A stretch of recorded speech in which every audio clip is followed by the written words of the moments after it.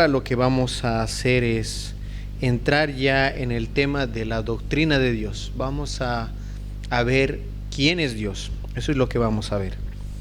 Entonces, hermanos, ya hemos explicado que en definitiva el estudio de la teología propia, gracias hermano, tiene consecuencias importantes para nuestras vidas. Pueden ser positivas o negativas si nosotros lo descuidamos. Dentro de todo eso, tenemos nosotros que reconocer que tenemos ciertas limitaciones cuando venimos a esta ciencia maravillosa para tratar de entender quién es Dios. Así que antes de introducirnos a estudiar el carácter de Dios y conocer sus atributos, veremos algunos aspectos fundamentales. Es como aclarar nuestras gargantas teológicas, especialmente cuando estamos ahí medio afónicos, ¿no? Tenemos que aclarar nuestras gargantas para poder entonces dar el discurso. Y eso es lo que vamos a establecer ahora cuando hablemos respecto de los presupuestos fundamentales. Los filósofos ya desde tiempos antiguos se preguntaban si era posible conocer a Dios. Esa era la pregunta que ellos se hacían. Decían, ¿puede ser realmente conocido este Dios que es supremo? Y si puede ser conocido, ¿puede ser entendido? La respuesta que muchos llegaron, ¿no? La conclusión a la que muchos llegaron era que no era posible. Esto debido a que si Dios es un ser tan sublime, tan lejos de nosotros, tan trascendente, no podía relacionarse con criaturas como lo somos nosotros. Así que nosotros tenemos que entender que sin duda tenemos ciertas limitaciones, pero no significa o implica que realmente no podamos conocer quién es Dios. Hay dos términos teológicos que vamos a ver. Si están anotando en algún lado, lo vamos a ir desmenuzando. En teología, para hablar del conocimiento de Dios, se han utilizado estos dos conceptos. Uno, que es la teología arquetípica, y el otro, que es la teología ectípica. Y esta noche y también el día de mañana vamos a ahondar un poquito más en este aspecto de la teología arquetípica y de la teología ectípica. Básicamente nos ponen el lugar donde nosotros tenemos que iniciar. Las definiciones de ambos conceptos son las siguientes. Arquetipo procede del griego arge o arque, que significa origen o fundamental, y tipos, figura. En otras palabras, cuando hablamos del arquetipo, hablamos del origen, del fundamento, de lo que es esencial. Eso es el arquetipo. Y ectipo es la palabra etimológica que tiene del griego ek, que significa fuera, y tipos, que quiere decir lo mismo, representación o figura. Esa palabrita, por cierto, ek, también la conocen ustedes de otra palabra, eclesía, que significa los llamados afuera. De ahí que nosotros tenemos entonces que el ectipo es una figura que sale afuera. Y la idea es la siguiente: el arquetipo es la esencia y el ectipo sale del arquetipo. Es como una copia. Esa es la idea del ectipo. Es como una figura, como una fotocopia del arquetipo. ¿Para qué nos sirve todo esto, hermanos? ¿Para qué estamos mencionando la teología arquetípica y también ectípica? Para lo siguiente. Tenemos que entender que cuando estamos hablando del conocimiento de Dios, nosotros estamos en una dimensión distinta al conocimiento que Dios tiene de sí mismo. Y hay un pasaje muy importante en 1 Corintios capítulo 2, verso 11. 1 Corintios 2, 11. Si pueden acompañarme ahí en sus Biblias, 1 Corintios 2, 11. Dice, porque ¿quién de los hombres sabe las cosas del hombre, sino el espíritu del hombre que está en él? Así tampoco nadie conoció las cosas de Dios, sino el Espíritu de Dios.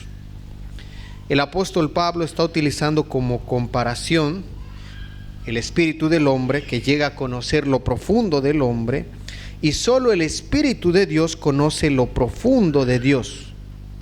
¿Qué quiere decir eso, hermanos?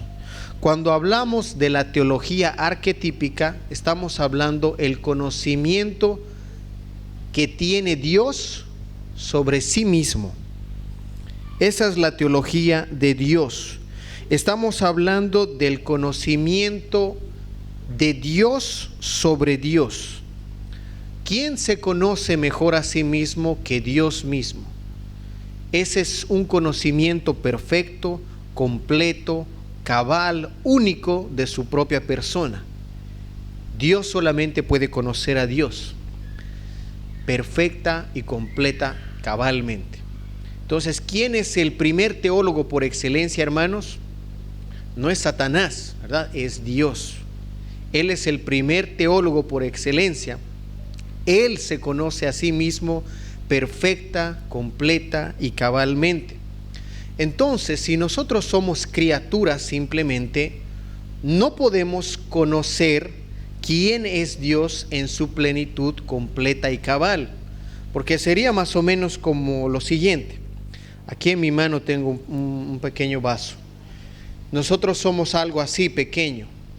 Ahora, imagínense que yo les pido algo, ¿no? Les digo, hermanos, quisiera que me traigan aquí todo el río Amazonas. Por favor, tráiganmelo en este pequeño vaso. Entonces yo le doy esa tarea, quizá a uno de los hermanos no se ha gustado. Por favor, tráeme el río Amazonas. Él puede traer un poco de agua del río Amazonas, pero no puede traerme todo el río, ¿verdad? Que atraviesa ahí por 5 países. No va a poder. ¿Por qué? Porque lo sobrepasa. Cuando estamos hablando entonces del estudio de la teología, del conocimiento de Dios, tenemos que entender eso, que nosotros somos como ese pequeño vaso. Estamos viniendo delante de un ser del cual no somos dignos, así como Moisés tuvo que quitarse las sandalias porque estaba en un terreno santo.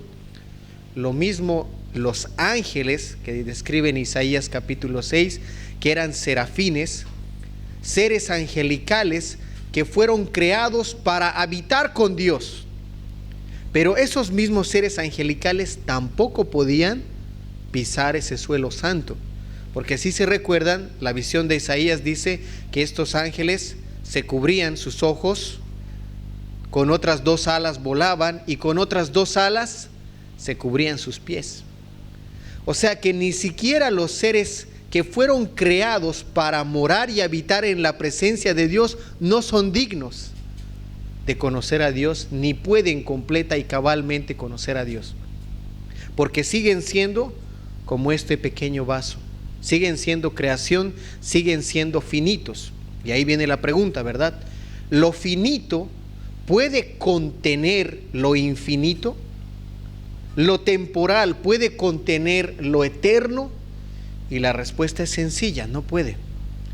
Entonces, cuando venimos a esta ciencia, tenemos que venir con humildad. Cuando todos nos sumergimos a estudiar teología, el objeto de nuestro estudio nos sobrepasa. Y siempre nos va a sobrepasar, aún por la eternidad. Por eso venimos a esta ciencia maestra con humildad, porque nosotros no podemos ni siquiera habitar en esta otra dimensión tan preciosa, tan especial del conocimiento perfecto y cabal que Dios tiene de sí mismo. Entonces ahí viene otra pregunta para nosotros. ¿Cómo entonces nosotros podemos conocer a Dios? Si el hombre no es capaz de tener un conocimiento completo, cabal, no puede entrar en esa liga distinta a la que pertenece nuestro santo Dios, ¿cómo podemos conocerlo a Él? Y en eso nos ayuda nuestro segundo concepto teológico, el ectipo o la teología ectípica. Dios en su gracia, hermanos, Dios en su gracia, Él ha desarrollado la teología ectípica. ¿Qué quiere decir eso? Que ese ectipo es sacar afuera algo, es sacar una figura afuera, es como una copia, una fotocopia. Dios en su gracia nos ha provisto de una copia fiel y lo ha hecho en términos que el hombre puede resistir y no morir y conocer todavía a Dios. Lo ha hecho a través de la creación, lo ha hecho a través de la conciencia, como vamos a ver en un momentito también, lo ha hecho a través de las Escrituras y lo ha hecho completa y perfectamente en su Hijo Cristo. O sea que Dios ha bajado, ha condescendido y ha hablado en términos humanos, ha tomado forma humana para poder darse a conocer al hombre. Entonces, aquí hay un punto clave cuando hablamos de teología. Hermanos, es posible hacer teología simplemente por la misericordia y la gracia de Dios. Todos somos teólogos, sí, pero todos somos teólogos simplemente porque Dios en su gracia se ha revelado, se ha dado a conocer. Y eso ha sido misericordia, ha sido gracia de parte de Dios. Entonces, a diferencia de lo que dijeron o lo que concluyeron algunos filósofos en el pasado, ellos simplemente veían su imposibilidad de conocer a Dios porque lo veían excelso, entendían que este ser debía estar muy por encima de toda la creación y por lo tanto era imposible conocerlo. Era imposible conocerlo. Pero ahora que hemos visto un pasaje ahí en 1 Corintios, hemos llegado a una primera conclusión, que es verdad, el conocimiento completo y perfecto de Dios, solo Dios lo tiene de sí mismo, nadie más. Pero nosotros podemos conocer a Dios porque Él ha condescendido. Y ahí vamos a ir reforzando este concepto un poquito más, viendo otras dos doctrinas, que son la doctrina de la incomprehensibilidad de Dios y también la doctrina de la cognoscibilidad de Dios. ¿A qué nos referimos cuando hablamos de estas dos doctrinas? Bueno, la definición que nosotros tenemos en la RAE de incomprensibilidad simplemente nos dice que es incomprensible.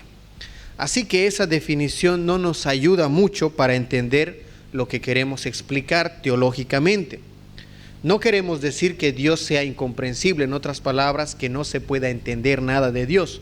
Eso es lo que nosotros no estamos diciendo. Hace rato vimos una exposición de la importancia del conocimiento de Dios y entonces estaríamos contradiciéndonos cuando decimos que Dios es incomprensible. Más bien tenemos que entender esta doctrina de una manera teológica. La etimología de esa palabra viene del latín incomprehensibilitas, que vendría a ser mejor entendido en su definición teológica como incontenible. Ahí tenemos dos pasajes, pero quiero leer solo uno, que está en Job capítulo 11, verso 7. Job capítulo 11, verso 7 dice: ¿descubrirás tú los secretos de Dios? ¿Llegarás tú a la perfección del Todopoderoso?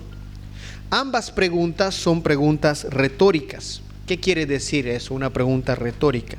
Que las respuestas son obvias, es decir, no puede.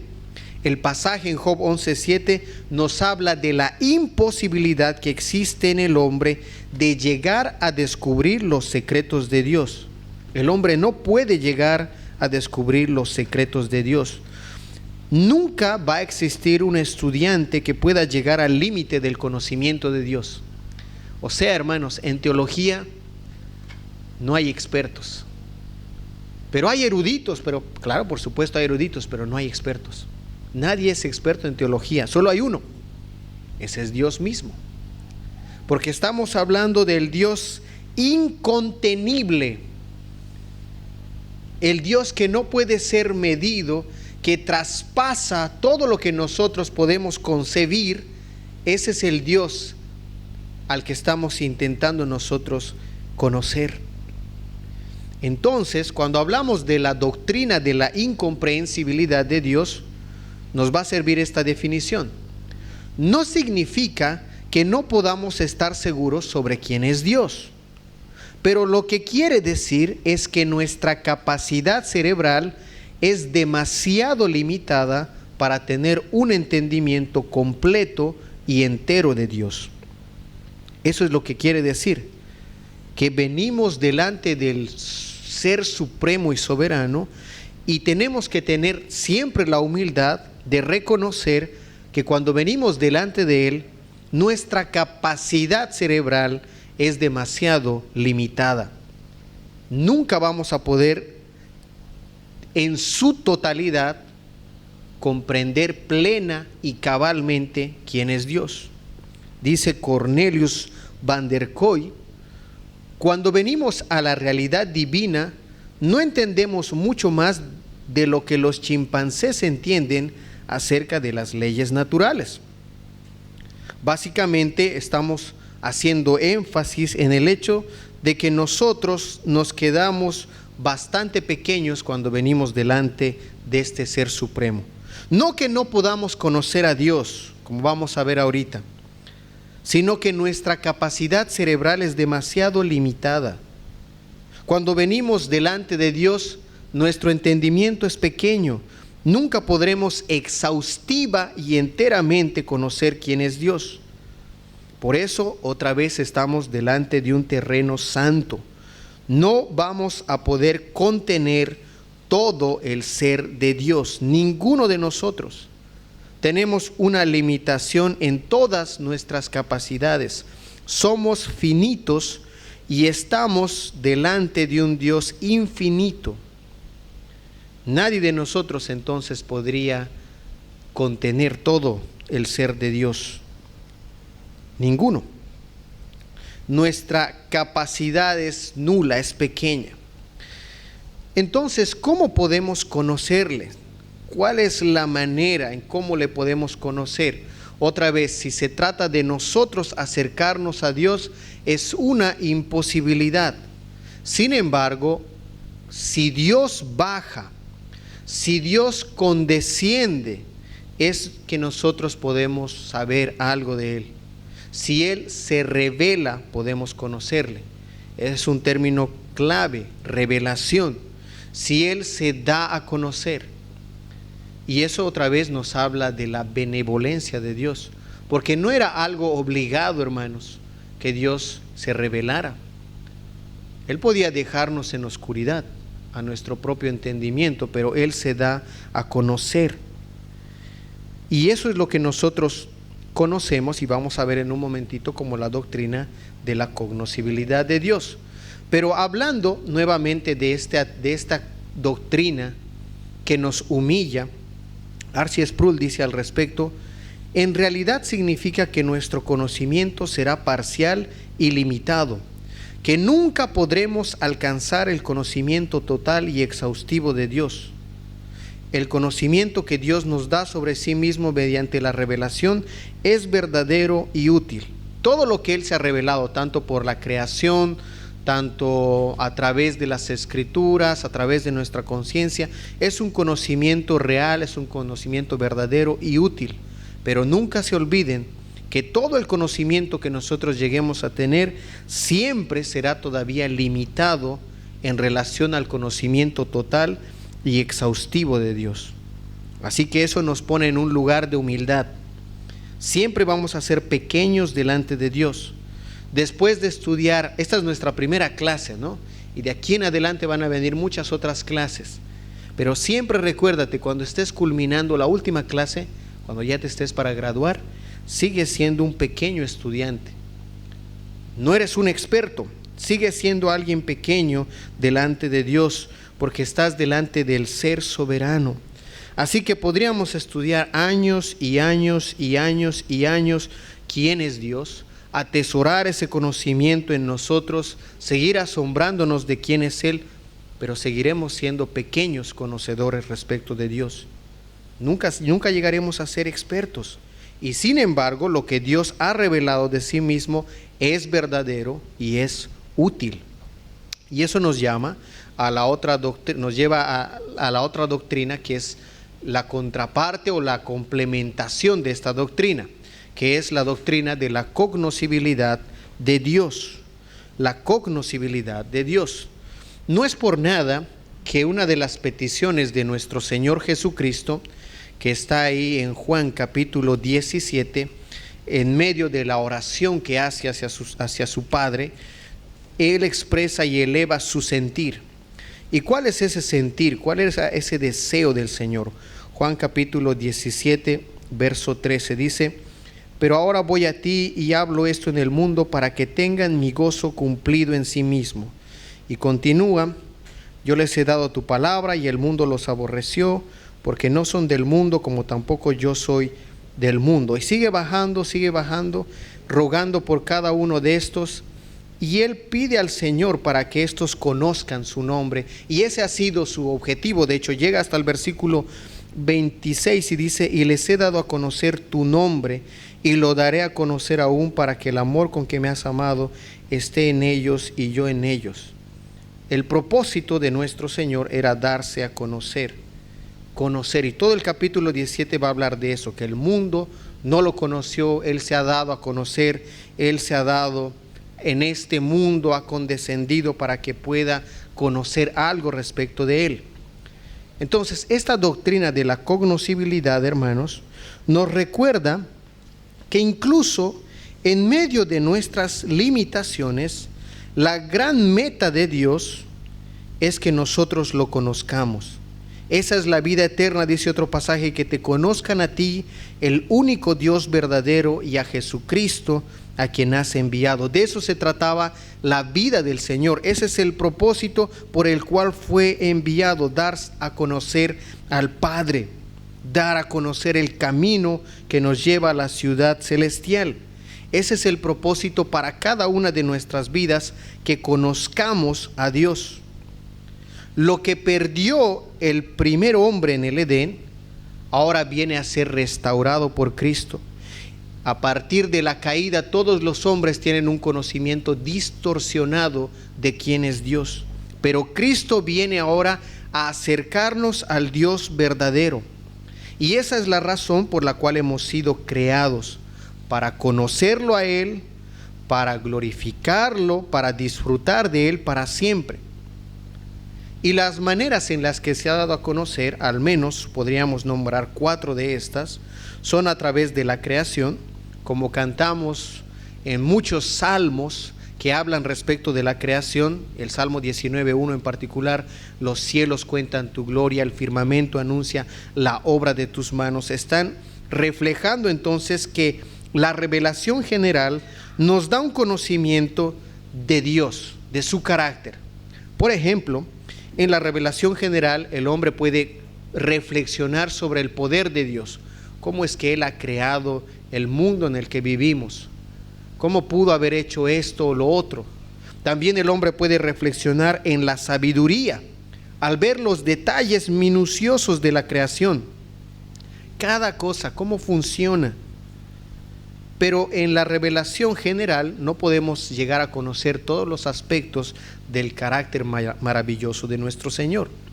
Para eso Él nos ha ido revelando a través de otros medios, como por ejemplo la conciencia, que en el libro de Romanos 2:15 nos habla de que todos los hombres no tenemos excusa. Desde el capítulo 1 nos dice: Dios ya nos hablaba a las conciencias. El hombre sabe qué es lo bueno y lo malo. Sabe que es malo matar. ¿Cómo sabe eso? Porque Dios ha puesto una conciencia en todos los hombres.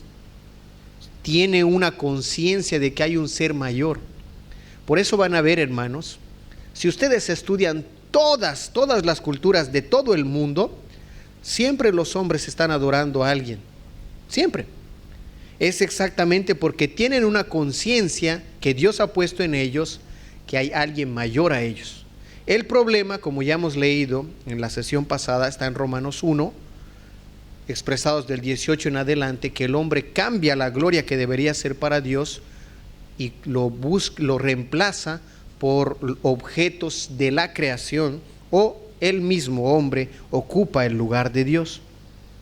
Entonces Dios también se ha revelado a través de la conciencia. O en las Escrituras, como está en 2 Pedro 1, 19 al 21, que Dios habló a través de los profetas, de los apóstoles, y nos ha dado una revelación plena y completa. Es en las Escrituras, hermanos, que nosotros tenemos ahí la revelación de Dios.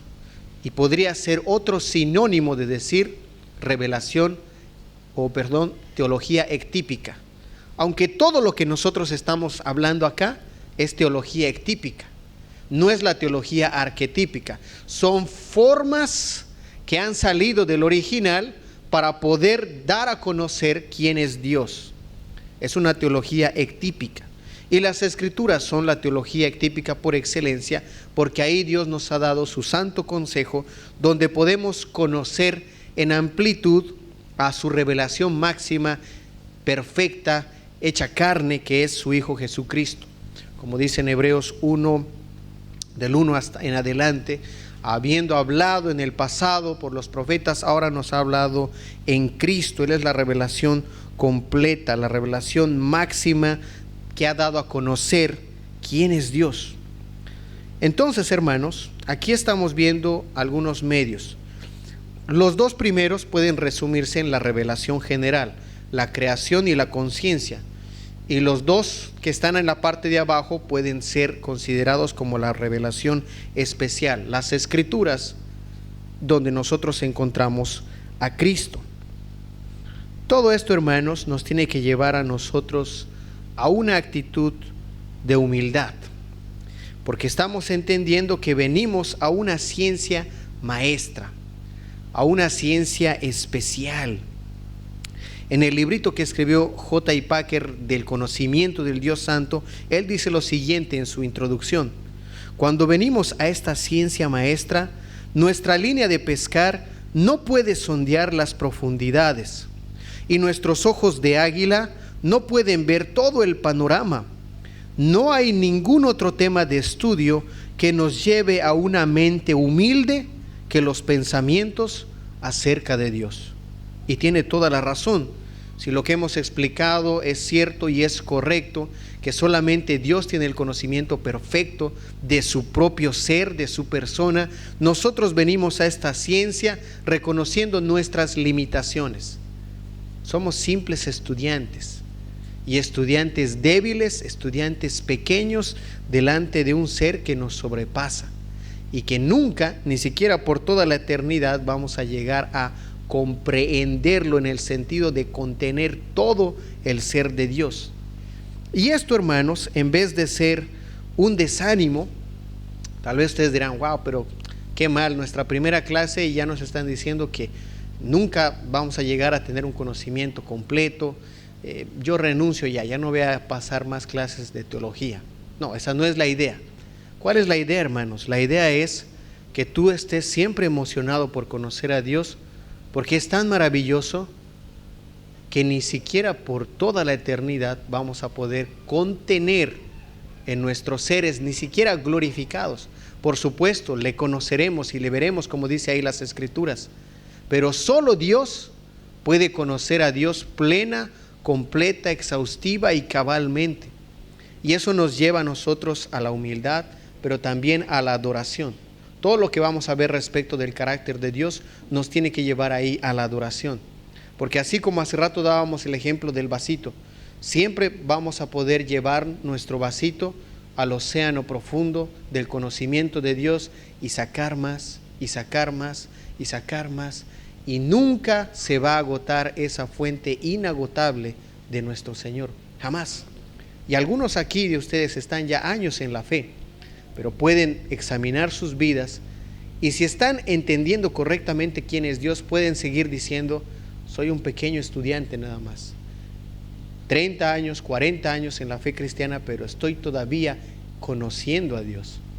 Al contrario, cuando alguien piensa que conoce y es un experto en todo el ser de Dios, en comprender quién es Dios, está equivocado.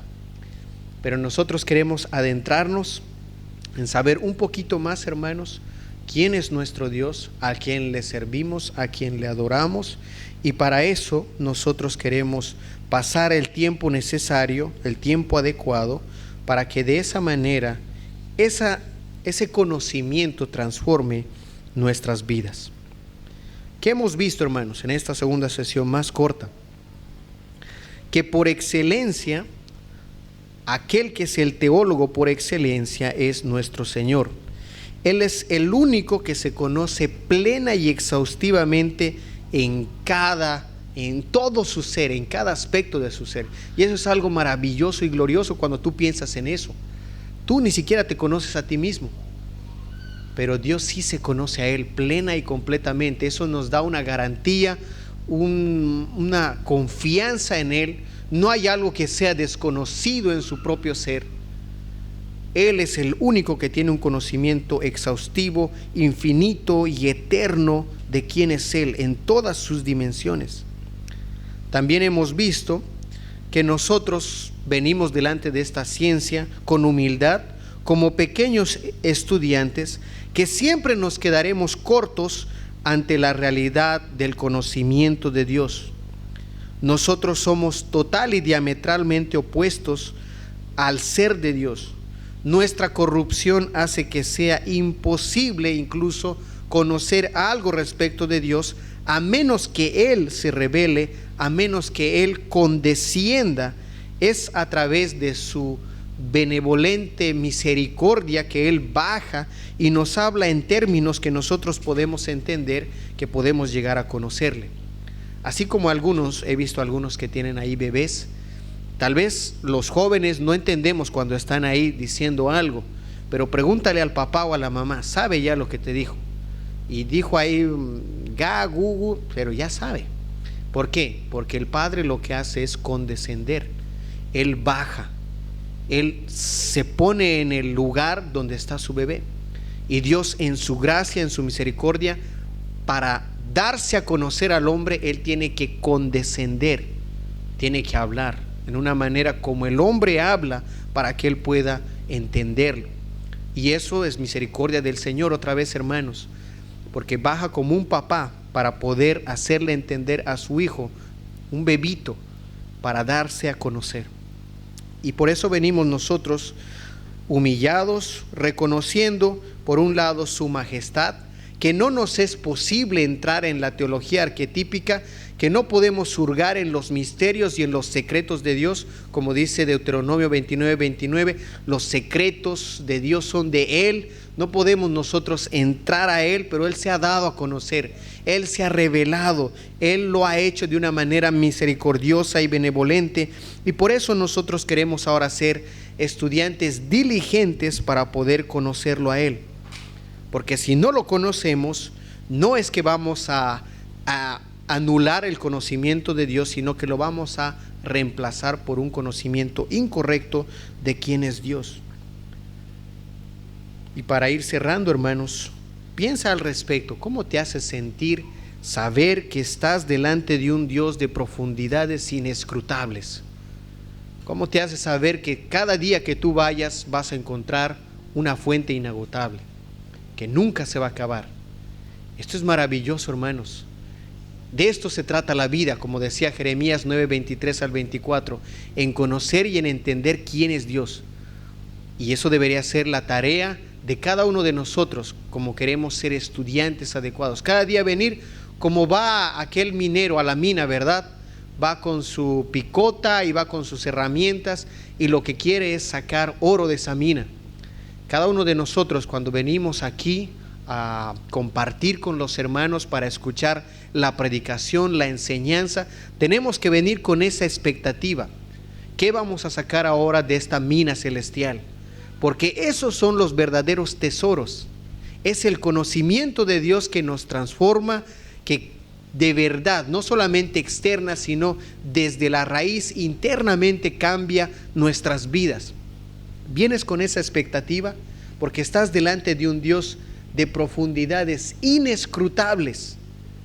¿O cómo es que tú vienes a Él? Tal vez debe cambiar la manera en cómo nos acercamos delante de Dios. Aún en la forma como escuchamos una enseñanza, sabemos que estamos recibiendo una información única, especial, que es capaz de darnos vida, de cambiar nuestros corazones y de prepararnos para todo tiempo. Porque como vamos a ir viendo, si no conocemos quién es Dios en este mundo que está corrompido y quebrado por el pecado, vamos a caer en la desesperación, en la angustia, en la incertidumbre. pero si sabemos quién es Él, hermanos, eso cambia toda la historia. Toda la historia. Hay uno de los himnos que ustedes entonan, yo sé que aquí lo entonan, que habla de la confianza plena en el Señor, de estar completamente seguros en Él. Y uno de esos himnos que seguro lo han ido cantando también aquí en la congregación, muchos de estos narran historias, por ejemplo como la de un hombre que perdió a toda su familia en un trágico accidente, desde la óptica humana, ¿verdad? Un accidente donde toda su familia muere, sus hijas, pero él podía decir que descansaba en el Señor, que estaba confiado en Él y que podía decir que Él es bueno. Pero ¿cómo podían escribir esos grandes himnos, esos grandes cantos llenos de profundidades teológicas, donde se veía una confianza plena, total en el Señor, incluso en medio de cualquier circunstancia? Porque ellos conocían quién era su Dios. Y eso es lo que nosotros queremos, conocer quién es nuestro Dios, porque eso va a definir la manera en cómo respondemos a este mundo. Y como ya te habrás dado cuenta, este mundo es un lugar que para nosotros lleno de angustias, de incertidumbres, si no lo comprendemos desde la visión de Dios. Pero para eso, ¿qué mejor que acercarnos a aquel que creó el universo y que nos ha dado en su palabra, en las Escrituras, todo lo que nosotros necesitamos saber respecto de Él y respecto de este mundo que Él ha creado, para poder disfrutar de Él y gozar de Él para siempre? Vamos.